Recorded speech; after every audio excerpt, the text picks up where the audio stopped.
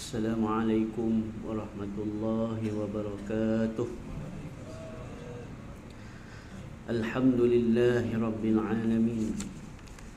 Wassalatu wassalamu ala ashrafil anbiya'i wal mursalin Sayyidina Muhammadin wa ala alihi wa sahbihi ajma'in. اللهم افتح علينا حكمتك وانشر علينا من خزائن رحمتك يا أرحم الراحمين.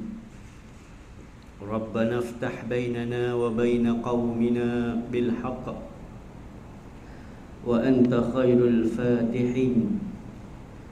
سبحانك لا علم لنا إلا ما علمتنا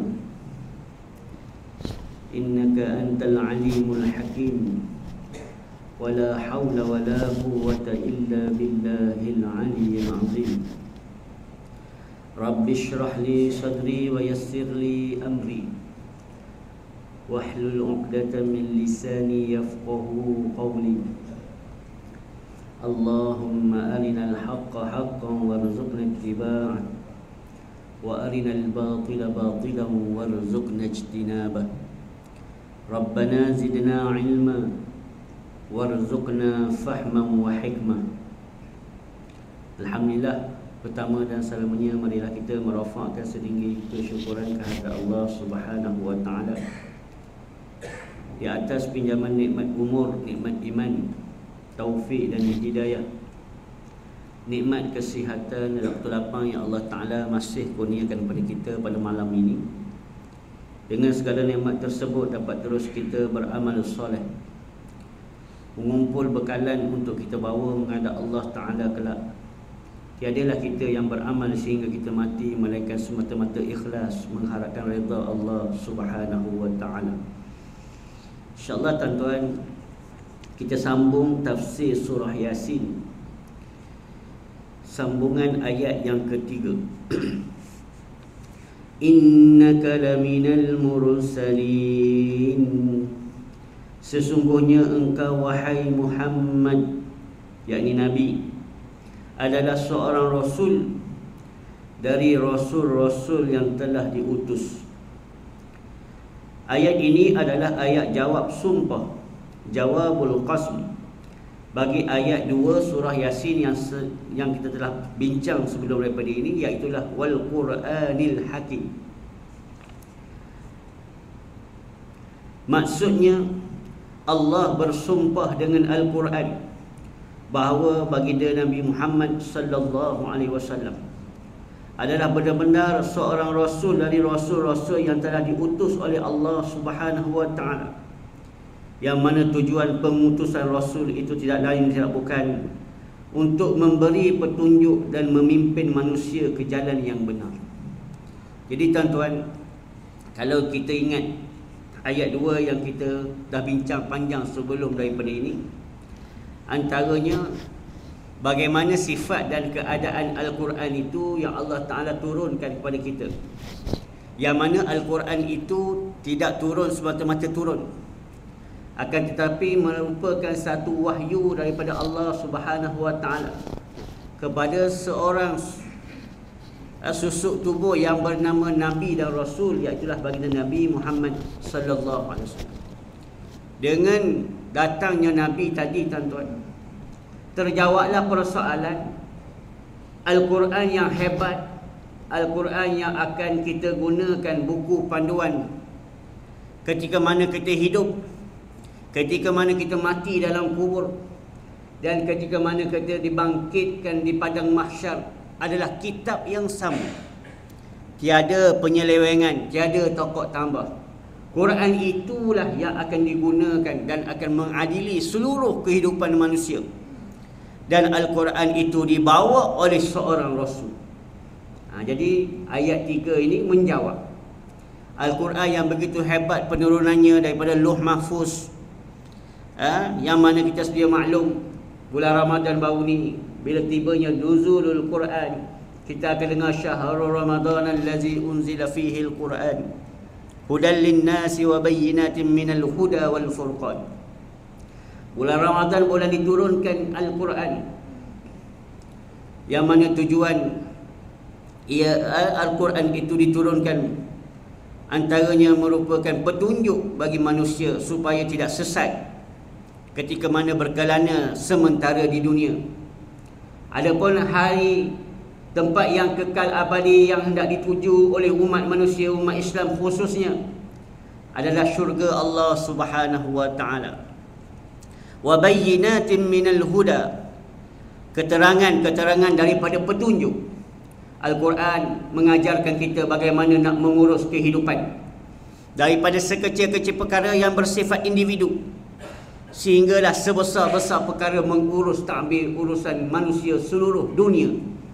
Tidak terhad kepada negeri, negara, daerah, akan tetapi Islam mengajarkan urusan dunia, kerana urusan dunia tersebut akan dibawa kepada urusan alam kubur, sehinggalah membawa kepada alam mahsyar, alam kiamat, alam akhirat, untuk ditentukan jatuh bangun nasib kita yang sebenar di tempat yang kekal abadi, yakni syurga Allah, ataupun wal-iyazubillah terpaksa menghadapi neraka, wal-iyazubillah. Jadi itulah 2 dan 3 ayat daripada surah Yasin nak menggambarkan betapa Allah Ta'ala tidak main-main dengan tujuan kehidupan kita dan kedatangan Nabi yang mana menerangkan, memberi petunjuk Al-Quran itu sendiri. Ibnu Abbas radhiyallahu anhu menyatakan, apabila orang-orang kafir Mekah berkata kepada Nabi Muhammad sallallahu alaihi wasallam, "Engkau wahai Muhammad bukanlah seorang rasul." Ini orang Mekah, dia tak suka sebab baginda Nabi ni hendak memadamkan ajaran tok nenek moyang mereka yang sesat barat, yang tidak mendapat petunjuk. Nabi terpaksa galas tugas ini, kerana Allah dah lantik Nabi menjadi Nabi. Nak tak nak, orang suka tak suka, Nabi terpaksa hadap. Samalah tuan-tuan hari ini, anak isteri tuan-tuan yang tidak mahu tunduk kepada perintah Allah Ta'ala.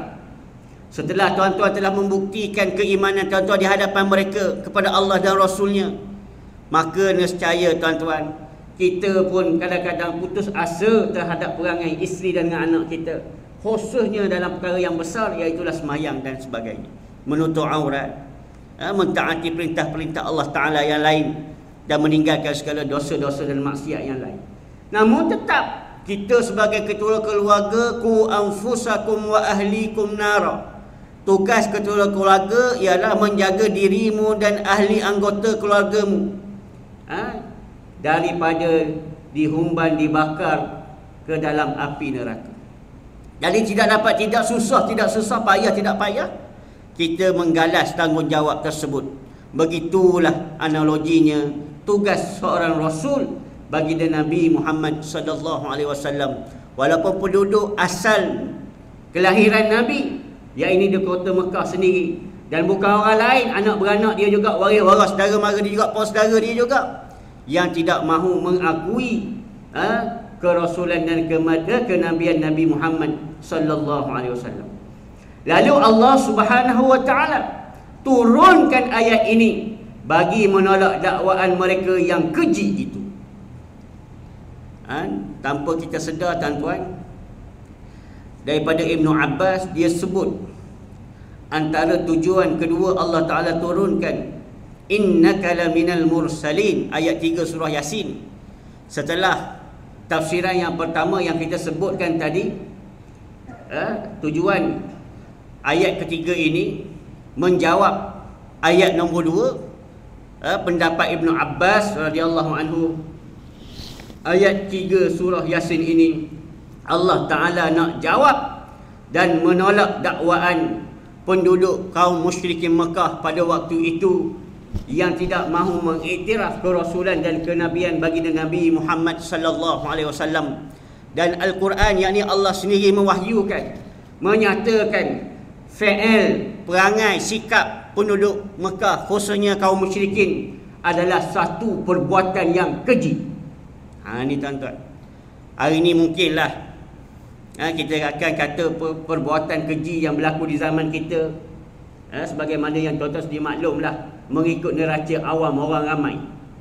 Namun Mungkin tuan-tuan kadang-kadang setuju juga. Jarang kalau orang yang tidak beramal dengan agama yang dibawa oleh Nabi sallallahu alaihi wasallam dengan sempurna, kita kata orang tu orang keji.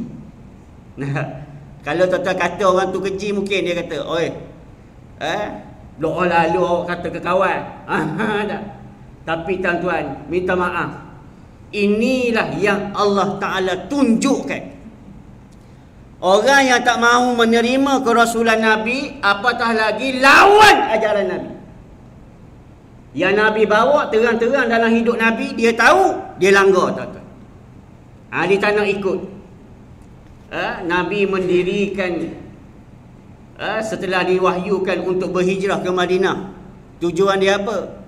Allah nak ajar tugas seorang Nabi dan Rasul yang kamu kena tiru ialah kamu kena bina negara yang merdeka mengikut wahyu Al-Quran, yang mana perlembagaannya adalah Al-Quran.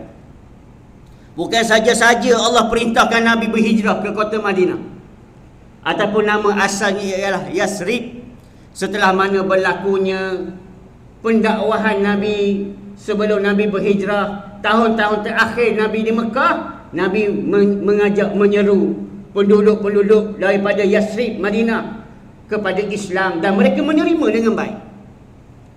Bahkan mereka kata dalam kitab kami yang lama ada menyebutkan tentang kedatangan Nabi. Jadi kami tak menolak, sebab kami telah dipesan oleh agama Samawi dahulu bahawa akan datangnya seorang Nabi dan Rasul begini. Lalu berlakulah perjanjian Bai'atul Aqabah yang pertama, yang kedua, yang tuan-tuan sedia maklum. Iaitulah tujuan dia bersedia menerima Nabi di Madinah, kerana Nabi tidak diterima di Mekah. Ini tuan-tuan, kita kena cari tempat yang kita boleh bawa Islam. Dan tak salah kalau kita hijrah, bahkan dituntut kalau sekiranya tempat yang kita hidup itu tidak menguntungkan hari akhirat kita, walaupun kita kaya di dunia. Sebab itulah tuan-tuan, terlanjur tuan-tuan duduk di sini, tuan-tuanlah kena bina komuniti tersebut. Komuniti yang jelas menjadi hamba kepada Allah dan mengambil Rasul sebagai petunjuk, ikutan teladan dalam kehidupan. Kerana inilah tugas asas, tujuan Allah Ta'ala jadikan langit dan bumi. Begitu juga Allah Ta'ala bagi nikmat air, matahari, udara, dan Allah Ta'ala ciptakan kita yang sementara. Hakikat yang sebenar kalau kita tahu, allazi khalaqal mauta wal hayah, Allah Ta'ala menjadikan hidup dan mati, mati dan hidup, al-mauta wal hayah, liyabluwakum, untuk Allah Ta'ala uji, cuba, try test, siapa di antara kamu, ayyukum ahsanu amala, yang paling baik amalan dia. Amalan dia mengikut neraca Islam yang diajar oleh Nabi dan Rasul yang terakhir, baginda Nabi Muhammad sallallahu alaihi wasallam. Jadi tuan-tuan, tidak keterlaluan, tidak terlanjur kalau kita kata perangai orang Islam, perangai orang kafir, dan perangai orang Islam sendiri, bila mana mereka tidak mengakui kerasulan Nabi, apatah lagi mereka menginjak-injak, mempermainkan, memperolokkan, memperanjingkan seruan Nabi dan Rasul. Lebih-lebih lagi kita selaku umat Nabi Muhammad sallallahu alaihi wasallam, mereka adalah orang yang keji, sesuai dengan apa yang Allah sendiri sebut. Sebab tu kita kata, kita nak ambil neraca manusia ke yang menyatakan orang keji begini-begini, atau kita nak mengambil neraca Al-Quran sendiri yang menyatakan bagaimana sifat orang yang keji? Mungkin tuan-tuan, apa yang tersebut pada malam ini ramai orang tak nak terima. Kawan tak semayang je takkan keji. Tak yang lain, korban kawan masuk. Contoh, tak semayang je. Inilah kerosakan yang berlaku. Lebih-lebih lagi kita bila mana di kejauhan garis masa kewafatan junjungan besar baginda Nabi Muhammad sallallahu alaihi wasallam, agama ni telah dimodifai, dirosakkan, sehingga kita menganut agama Islam hari ini yang telah dirosakkan oleh orang kafir setelah mana mereka berjaya menjatuhkan khilafah Islamiah 3 Mac 1924 dahulu, dan mereka membahagikan negara-negara tanah air umat Islam kepada kuasa-kuasa besar dunia, dan mereka mengacuankan Islam jadian yang baru. Ada nama dia Islam sekular, ada nama dia Islam liberal, ada nama dia Islam plural. Itu perbahasan dia panjang lah. Tapi secara ringkasnya, akhirnya bila mana kita menerima Islam sekular tanpa kita merujuk dan kembali kepada Al-Quran untuk memastikan adakah Islam yang kita anuti dan pegang ini adalah benar-benar Islam yang akidah pegangan mereka selamat sebagaimana yang dibawa oleh Nabi sallallahu alaihi wasallam. Kalau tidak, tuan-tuan, seolah-olah kita telah menempah perkataan keji daripada Allah Ta'ala berdasarkan ayat tadi. Dengan kedatangan Al-Quran yang kita mensia-siakan Al-Quran, dengan kedatangan Rasul baginda Nabi Muhammad sallallahu alaihi wasallam, ajaran dia kita enjak-enjak, bahkan lisan orang kafir memperolok, memperganjing, mempermainkan ajaran Islam, kita ikut sebakul sebagaimana orang kafir juga. Ini tuan-tuan, gambaran yang jelas Allah nak beritahu menurut pandangan Ibn Abbas berdasarkan ayat 3 surah Yasin tadi. Dan bagi menguatkan bukti bahawa Nabi Muhammad sallallahu alaihi wasallam adalah benar-benar seorang rasul, bukan cobaan, bukan ujian, bukan dugaan. Dengan perangai kita hari ini yang tidak mahu kembali kepada ajaran Islam, seolah-olah kita menyatakan Nabi itu cubaan. Bukan hakikat yang sebenar. Jadi kita ambil hak Nabi, hak Nabi bawa ikut selera kita. Adapun Nabi mengharamkan arak, kita biar arak bergelumang menjadi hasil negara kita. Adapun judi pun sama juga, kita biarkan pusat-pusat judi. Arak dijual di keliling pasar raya, kedai-kedai runcit berdekatan dengan kita. Seolah-olah itulah bentuk-bentuk kekejian yang kita sendiri tempah, dan seolah-olah kita telah menjahilkan diri kita dengan Al-Quran itu sendiri. Wal-iyazubillah. Demi Allah, tuan-tuan, perkara ini tidak boleh dibiarkan.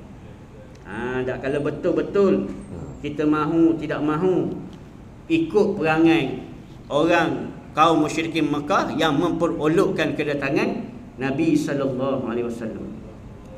Wa yaqulu alladhina kafaru lasta mursala qul kafa billahi shahidan baini wa bainakum wa man 'indahu 'ilmul kitab.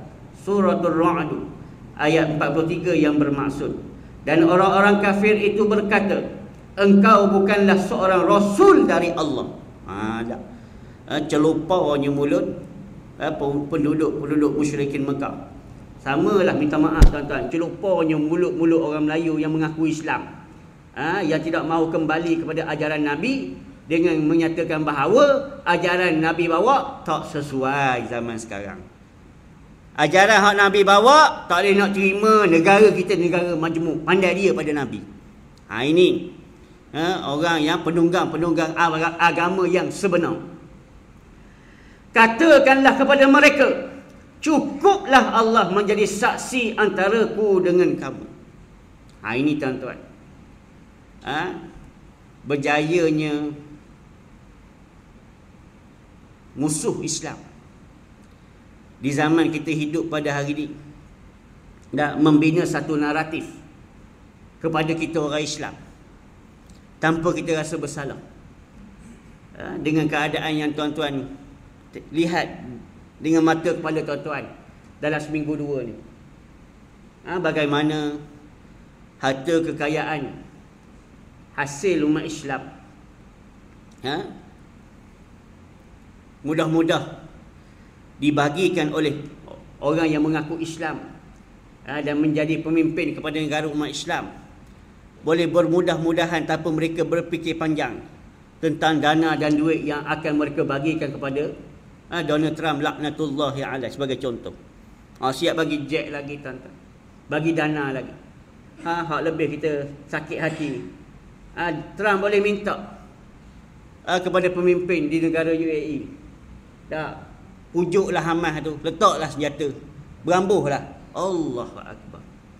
Ini tuan-tuan, Bagaimana satu naratif dan normalisasi yang lama dibina oleh orang kafir, sehingga orang Islam bercakap seolah-olah mereka ni tak ada iman. Mudah cakap begitu je lah tuan-tuan, tak ada faedah. Kamu menunggang agama, dalam masa yang sama kamu tahu apa yang Israel sedang buat kepada saudara kita di Gaza khususnya. Ini kalau kita nak relatekan bagaimana orang yang menjadikan Allah dan Rasul itu sebagai tujuan hidup mereka, mereka boleh mendiamkan, membuta tulikan mata mereka, telinga mereka dan mulut, membisukan mulut mereka daripada menyatakan hak kebenaran ayat-ayat Al-Quran itu sendiri. Al-haqqu min rabbikum, yang benar itu datang daripada Allah, bukan datang daripada orang kafir. Bila alim ulama tanya pemimpin-pemimpin negara umat Islam, kenapa kamu tunduk kepada kuasa besar dan mengambil mereka sebagai teman rapat dengan meninggalkan saudara mara kamu yang seakidah, seagama dengan kamu?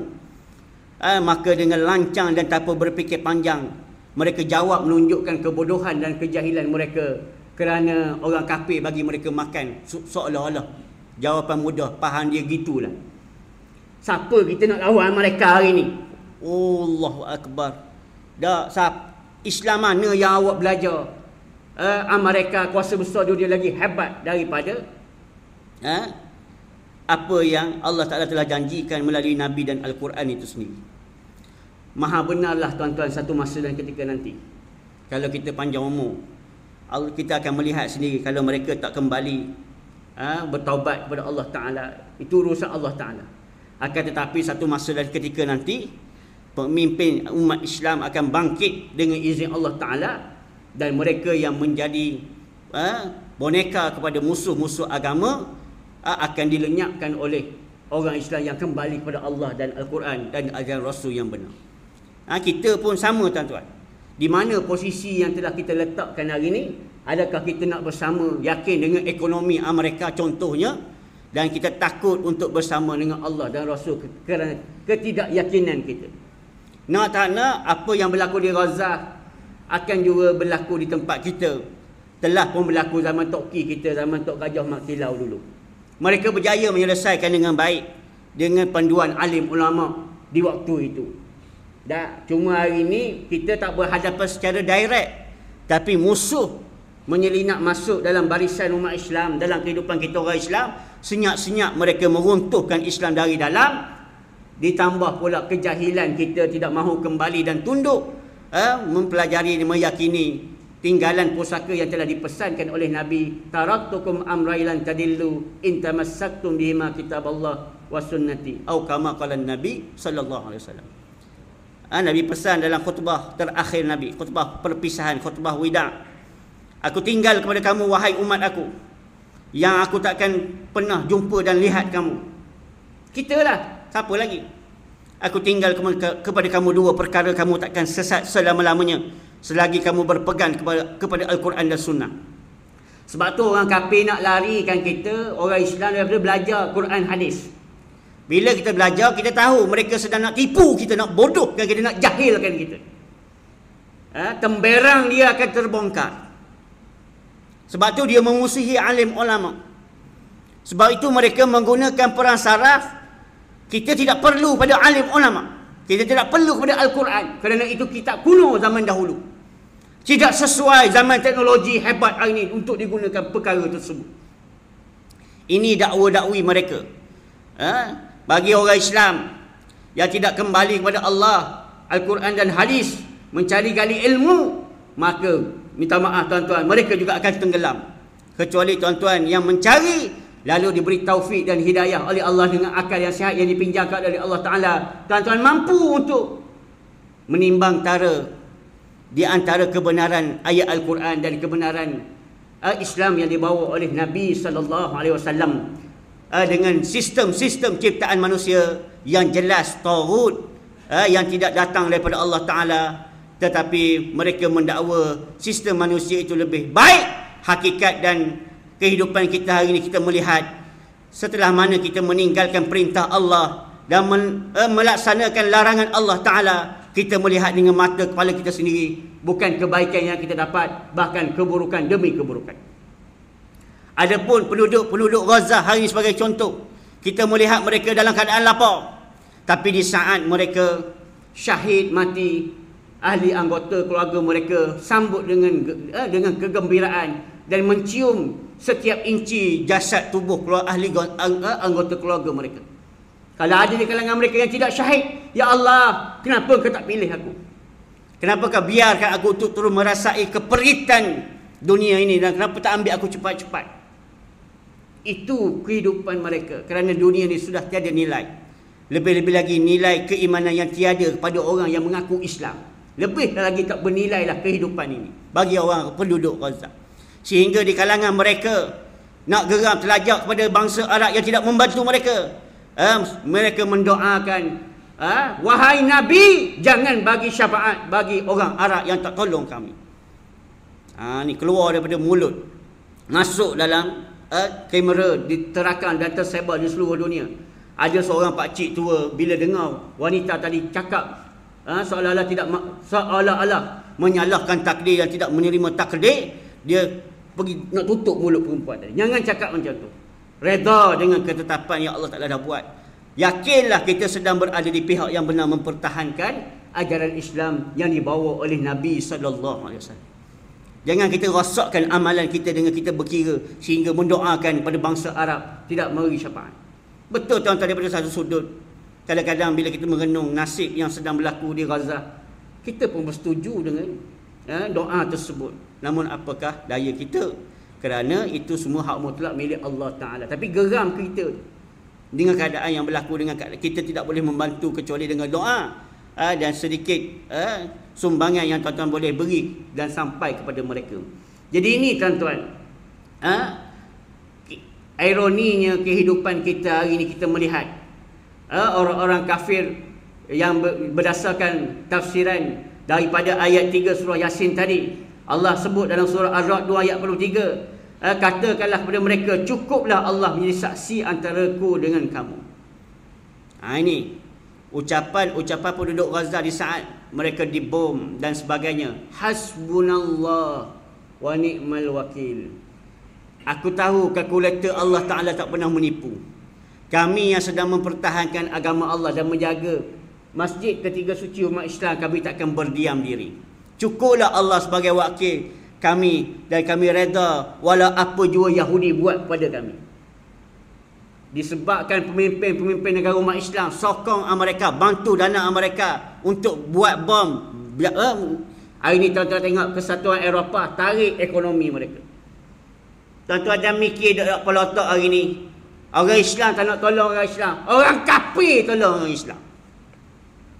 Dah malu kita. Jadah apa kita jadi orang Islam kalau perangai macam tu?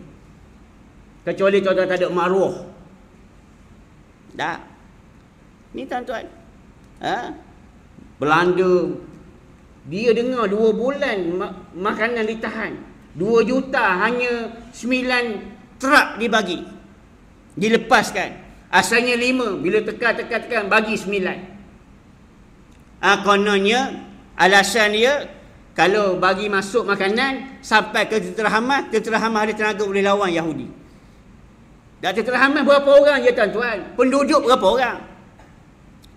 Akal pokok Yahudi ni gila dah tuan-tuan. Orang kafir boleh kesan kegilaan dia, tiba-tiba orang Islam yang mengaku Islam, yang ada iman ini lebih gila daripada orang gila. Minta maaf tuan-tuan, terpaksa sebut walaupun tak nak sebut. Ini nak suruh nampak. Tak nampak lagi kita tuan. Yang itu yang kita pelik ben ajaib tu. Masih lagi nak bersama dengan Yahudi laknatullah ya alaih. Allahu Akbar. Kemana iman? Kemana insting keimanan kamu? Adakah telah mati lenyap? Ini tuan-tuan. Dan juga disaksikan orang-orang yang ada ilmu pengetahuan mengenai kitab Allah. Ya Allah, baru kita tahu. Baru saya tahu, baru tuan-tuan tahu. Orang yang sokong Gaza, sokong Hamas hari ni, mereka yang ada ilmu tentang kitab Allah. Tak. Orang yang tak bersama dengan mereka seolah-olah mereka tidak mahu mengakui kebenaran Al-Quran dan kebenaran kerasulan Nabi sallallahu alaihi wasallam. Setengah orang dia nampak alah benda kecil je. Dah beria nak mengabar kaitan dengan Al-Quran tu buat apa? Perang biasalah. Yang kuat menang, yang kalah, yang lemah kalah. Ini tuan-tuan. Yang ni yang kadang-kadang kita sedih. Keluar mulut hujah-hujah dangkal daripada mulut-mulut orang yang mengaku beriman dan Islam. Kesimpulan daripada ayat 3 surah Yasin ialah penyaksian dan pengesahan kenabian dan kerasulan baginda Nabi Muhammad sallallahu alaihi wasallam adalah dari Allah Taala sendiri melalui ayat 3 surah Yasin, walaupun tuan-tuan tak nak mahu mengiktiraf Nabi. Allah sendiri turun ayat 3 surah Yasin khusus nak mengangkat martabat kenabian, kerasulan. Kamu yang mengaku jadi orang beriman yang tak mahu ikut Nabi, jaga kamu. Allah berdendam dengan kita kalau kita tolak ajaran Nabi. Baca sangat surah Yasin tu, ayat 3 tak tahu, lawan ajaran Nabi sallallahu alaihi wasallam. Tuan-tuan yang dah mendengar tahulah. Lepas ni hak Nabi khabar, hak tu aku nak ikut. Hak Nabi larang, hak tu aku akan larang. Walaupun kalkulator dunia hari ni ramai kata hak Nabi kata benar, salah. Hak Nabi kata salah, benar. Itu kalkulator dunia. Naratif normalisasi yang berjaya dibawa oleh orang kafir. Tapi kita pegang tadi, orang yang mengambil Allah dan Rasul, cukuplah Allah menjadi saksi antaraku dengan kamu, dan juga disaksikan oleh orang-orang yang ada ilmu pengetahuan mengenai kitab Allah. Yang kita sedang baca ni Al-Quran. Pengajaran yang kedua, semua Rasul dari Allah Subhanahu Wa Taala. Tak ada Rasul daripada dilantik oleh PBB sebagai contoh. Dilantik oleh OIC, tidak. Rasul-rasul yang dipilih yang datang ni bukan mereka nak, tapi mereka dipilih, dilantik oleh Allah Subhanahu Wa Taala. Maka tugas dan peranan mereka yakni Rasul semua sama. Walaqad ba'atsna fi kulli ummatin rasulan an i'budullah wajtanibut taghut. Kita belajarlah mana-mana Rasul pun yang dilantik oleh Allah Ta'ala, bukan Rasul Melayu yang mengaku diri sendiri tu. Hari ni banyak orang mengaku Rasul. Orang yang belajar ilmu sesat, nak ekspres, nak ringkas, akhirnya tenggelam, mabuk dalam lemas dalam nafsu mereka dan pengikut-pengikut mereka. Dan sesungguhnya kami telah mengutuskan di dalam kalangan tiap-tiap umat seorang Rasul dengan memerintahkannya untuk menyeru mereka, hendaklah kamu menyembah Allah dan jauhi taghut. Nampak tuan-tuan? Jelas disebut jauhi taghut. Hari ni tersebut sikit mendapa taghut. Taghut maksud dia ialah ma siwallah, apa yang selain daripada apa yang telah diperintahkan, diberitahu oleh Allah melalui Al-Quran ataupun melalui Rasul. Sebagai contoh hari ni, kita boleh menerima orang kafir sebagai wali kita. Perkara itulah adalah taghut. Terang dan nyata tuan-tuan baca ketika mana tuan-tuan tahlil ataupun baca maksurat. Allahu waliyul ladzina amanu. Allah adalah wali penjaga. Na'amanu, orang-orang yang beriman. Yukhrijuhum minaz zulumati ilan nur. Bila mana Allah menjadi wali, bukan taghut jadi wali, Allah Ta'ala akan angkat orang yang beriman itu daripada zulumat, kegelapan, ilan nur, kepada cahaya. Itu sifat orang yang ambil Allah sebagai wali. Wallazina kafaru, dan orang-orang kafir, orang-orang yang berpaling. Tuan-tuan, kafara ni berpaling. Orang Islam yang berpaling daripada ajaran Islam, mengikut Dari segi bahasa, mereka juga boleh disebut sebagai orang yang berpaling. Kafara. Perkataan asal kafara, berpaling. Allah kata A, mu kata B. Berpalinglah, kafirlah. Tak. Walaupun dia semayang, dia kafir dengan cara dia. Betul ke Ustaz? Dah tuan-tuan, kita belajar sirah kan? Nabi wafat, 100,000 umat Islam murtad. Macam-macam pesen lah. Naik Abu Bakar, man kana ya'budu Muhammad faqad mata, qad mat.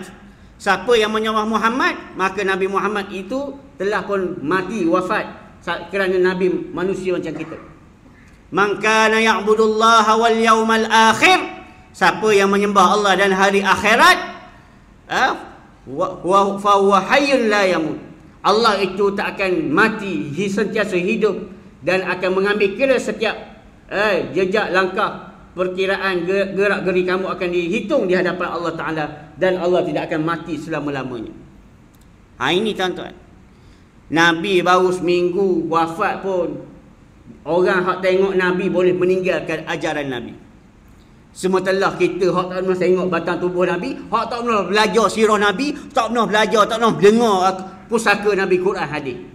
Lebih-lebih lagi lah, hari-hari hidup tengok tengok Dajjal mata satu di rumah TV tu. Duk dengar lah hak TV kata. Duk dengar lah apa hak handset kata. Tinggal Al-Quran, hadis kata. Ini taurut tuan-tuan. Wajtanibut taurut. Nabi itu, Rasul itu menentang perkara-perkara taurut. Masih wallah, apa yang selain daripada yang diperintahkan oleh Allah. Sebab itu nak tahu apa perintah Allah Ta'ala, kena belik, kena kaji Quran, hadis. Nak tahu apa yang dilarang, diharamkan oleh Allah Ta'ala dalam kehidupan kita, kita kena belik, kena cari gali dalam Quran, hadis. Bila kita jumpa, berpegang sungguh-sungguh, barulah kita akan selamat. Kalau tidak, kita juga akan dihumban ke dalam neraka, wal-iyazubillah.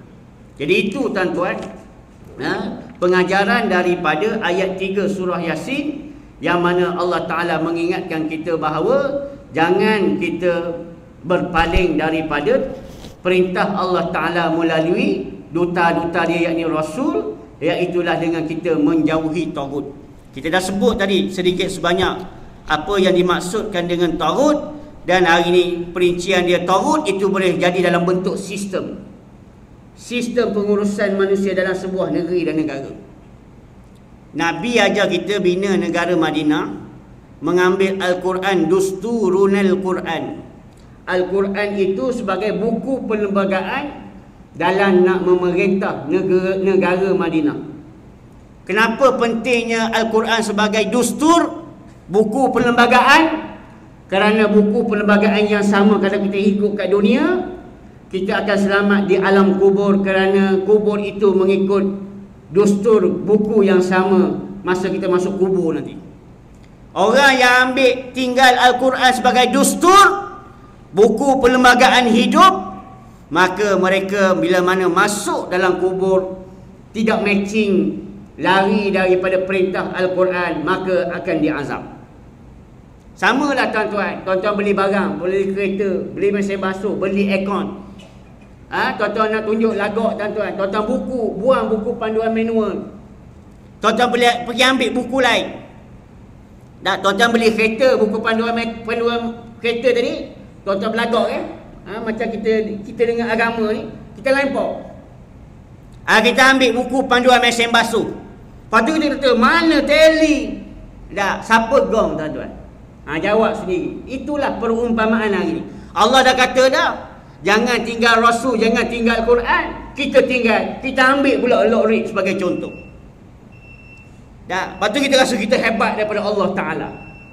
Inilah fitnah yang sedang dibawa oleh orang kafir ke atas kita orang Islam. Dan perkara ni wal-iyazubillah telah berjaya menormalisasikan kehidupan yang sesat barat ke atas kita umat Islam sendiri.